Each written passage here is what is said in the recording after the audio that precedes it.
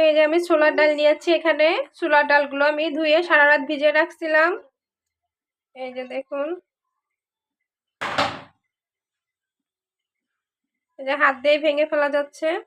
তো এটা আপনারা চাইলে পাটায় অথবা ব্লেন্ডারের ভিতরে দিয়ে ভালো করে বেটে নেবেন বা ব্লেন্ডারে দিয়ে মিক্সড করে নেবেন। ঠিক আছে, পেস্ট বানিয়ে নেবেন সুন্দর করে একটা।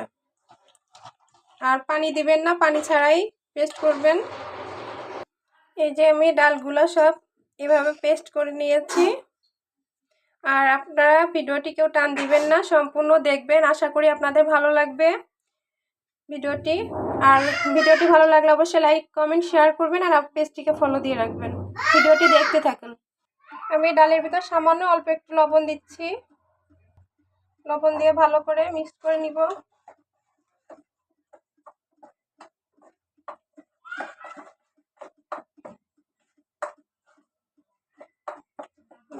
মিক্সড করা হয়ে গেছে, চলেন এবার ভেজে নিই। আর আমরা এটা কিন্তু দোকান থেকে অনেক দাম দিয়ে কিনে খাই।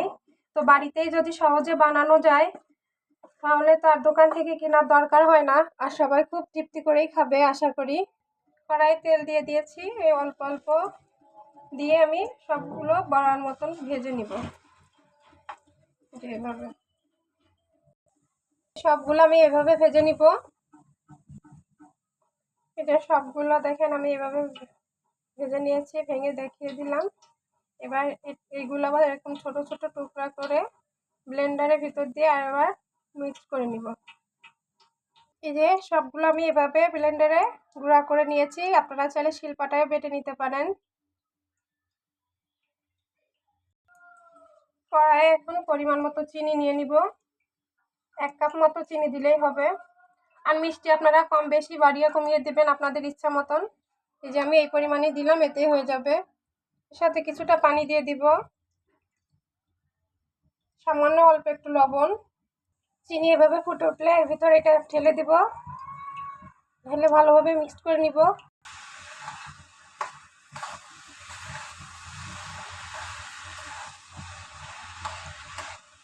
আমি 4-5টা এলাচের বীজ গুঁড়া করে দিয়েছি।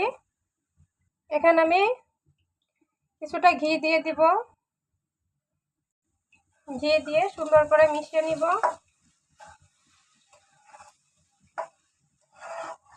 আমরা মতিচুর লাড্ডু মিষ্টির দোকান থেকে অনেক দামে কিনে খাই, কিন্তু সহজেই বাড়িতে বানিয়ে নেওয়া যায়। আর খেতেও কিন্তু অসম্ভব মজা হয়। বাচ্চা থেকে বৃদ্ধ যারাই আসে না কেন বাড়িতে সবাই খুব পছন্দ করবে। আর বাড়িতে যে কোনো খাবার একটু বেশি ভালোই হয় খেতে দোকানের থেকে, স্বাস্থ্যসম্মতভাবেই বানানো হয়। তো আপনারাও ট্রাই করবেন, আশা করি আপনাদেরও অনেক ভালো লাগবে। যখন এইটা নাড়তে নাড়তে মনে হবে যে টাইট হয়ে যাচ্ছে বা টেনে টেনে ধরছে, তখন বুঝে নেবেন যে হয়ে গিয়েছে। তখন চুলা বন্ধ করে দিয়ে ঠান্ডা করে নেবেন। হালকা কুসুম কুসুম গরম থাকে তখন কিন্তু এই মতিচুর লাড্ডুটা বানাতে হবে। আমার এটা হয়ে গিয়েছে, আমি চুলা বন্ধ করে দিলাম। ঠান্ডা হয়ে গেছে, আমি হাতে একটু ঘি মাখিয়ে নিয়েছি। এবার অল্প অল্প এটা নিয়ে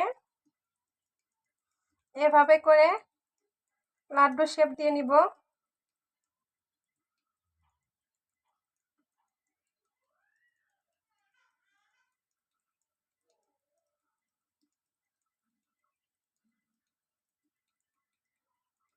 এই যে আমি এভাবে বানিয়ে নিব সবগুলা। আমি আরও একটা আপনাদেরকে দেখিয়ে দিই।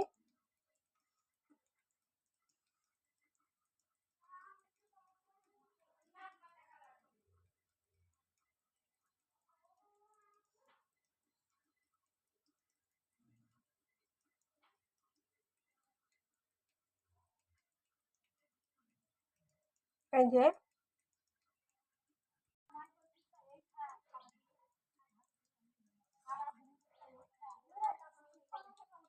এই যে আমার মতিচুর লাড্ডু বানানো কমপ্লিট। এই দেখেন কতগুলো হয়েছে আর কত সুন্দর হয়েছে। আমি তো ঘি দিয়ে বানিয়েছি, আপনারা চাইলে এতে সয়াবিন তেলও ব্যবহার করতে পারেন।